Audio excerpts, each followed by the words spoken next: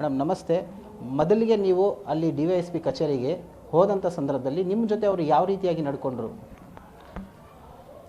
ಅದೇ ಸರ್, ನಾವು ಒಂದು ಕೇಸು ಇಶ್ಯೂ ಆಗಿ ಹೋಗಿದ್ವಿ. ಕುಪ್ಪೂರು ರಂಗಪ್ಪ ನಾಯಕ ಅನ್ನೋರು ನಮಗೆ ದುಡ್ಡಿನ ವಿಚಾರದಲ್ಲಿ, ಸೈಟಿನ ವಿಚಾರದಲ್ಲಿ ಸ್ವಾಮೀಜಿಗಳು, ಪ್ರಸನ್ನಾನಂದ ಸ್ವಾಮೀಜಿ,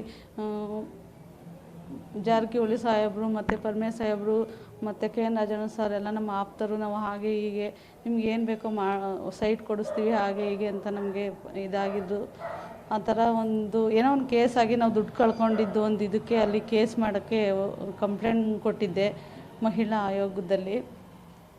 ಅಲ್ಲಿಂದ ನಮಗೆ ಒಂದು ಟೌನ್ ಸ್ಟೇಷನಲ್ಲಿ ಕಂಪ್ಲೇಂಟ್ ಮಾಡಿ ಅಂತ ಹೇಳಿದರು. ಅಲ್ಲೂ ತೊಗೊಂಡಿದ್ರು, ಅಲ್ಲೂ ಒಂದು ಕಂಪ್ಲೇಂಟ್ ಮಾಡೋಕ್ಕೆ ಹೇಳಿದರು.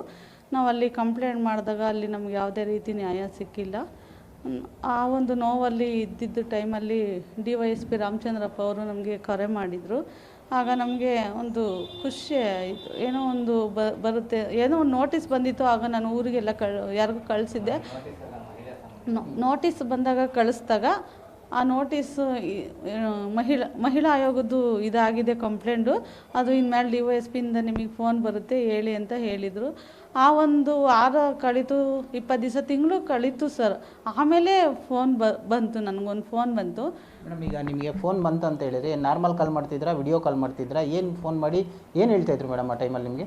ಫಸ್ಟು ಮೊಬೈಲ್ ಫೋನೇ ಮಾಡಿದ್ರು ಸರ್, ಮಾಮೂಲಿ ಫೋನೇ ಮಾಡಿದ್ರು.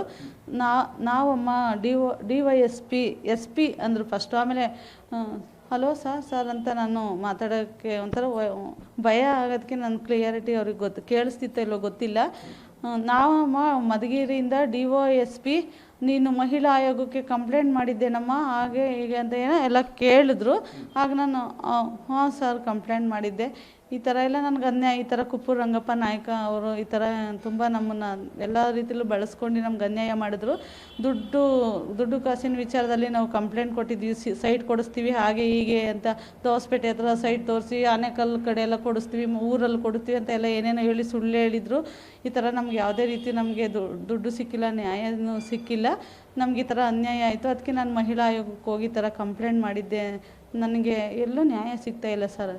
ಹೌದಾ, ಹಂಗೆಲ್ಲ ಆಯಿತಾ, ಹಾಗೆ ಹೀಗೆ ನಾನಿದ್ದೀನಮ್ಮ, ನೀನು ಹೆದರಬೇಡ, ಎಲ್ಲಿ ನೀನು ಫೋನ್ ಮಾಡ್ತೀನಿ ರಿಸೀವ್ ಮಾಡು ವಿಡಿಯೋ ಕಾಲು ಅಂತ ಅಂದರು. ಸರಿ ಸರ್ ಕಟ್ ಮಾಡಿ ಅಂತ ಹೇಳಿದೆ. ಬೇಡ ಹಂಗೆ ರಿಸೀವ್ ಮಾಡು ಅಂದರು.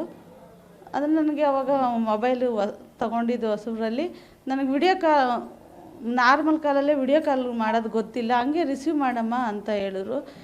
ಇದು ಯಾವುದೋ ಒಂದು ಹೊತ್ತದೆ ಅದು ರಿಸೀವ್ ಆಯಿತು. ಆವಾಗ ಅವ್ರ ಮುಖ ಬಂತು, ಯೂನಿಫಾರ್ಮಲ್ಲೇ ಇದ್ದರು, ಮುಖ ಬಂದಾಗ ಯೂನಿಫಾರ್ಮಲ್ಲಿ ಇದ್ರಲ್ಲ, ನನಗೆ ಧೈರ್ಯ ಬಂತು. ಒಂದು ತಂದೆ ಅನ್ನೋರು ಫೋನ್ ಮಾಡಿದ್ರು.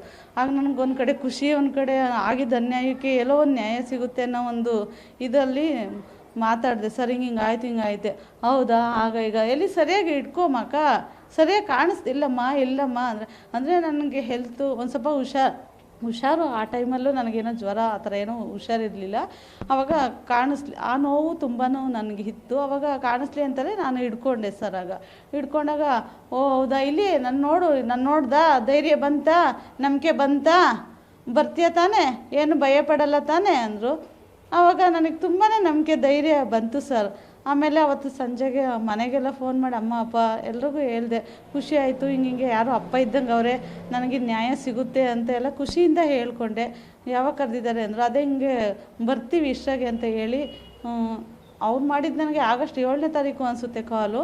ಆಮೇಲೆ ನಾವು ಹೋಗಿದ್ದು ಡೇಟ್ ಅಷ್ಟು ಇದಿಲ್ಲ ಸರ್. ಆ ಡೇಟಿಂದ ಮುಂದಕ್ಕೆ ಹೋದ್ವಿ ನಾವು. ನೀವು ಬರೋ ಟೈಮ್ಗೆ ಒಂದು ಫೋನ್ ಮಾಡಿ ಬನ್ನಿ ಅಂತ ಹೇಳಿದರು. ಸರ್ ಹಿಂಗೆ ಬರ್ತಿದ್ದೀವಿ ಅಂದೆ. ಸರಿ ಬಾ ಅಮ್ಮ, ಪರವಾಗಿಲ್ಲ, ಬನ್ನಿ ಅಂತ ಎಲ್ಲ ಹೇಳಿದ್ರು. ಹೋದ್ವಿ. ಆಮೇಲೆ ಯಾವತ್ತೋ ಒಂದು ಟೈಮು ಬರ್ತೀವಿ ಅಂತಾಗ ಅವ್ರನ್ನ ಕರೆಸಿದ್ರು.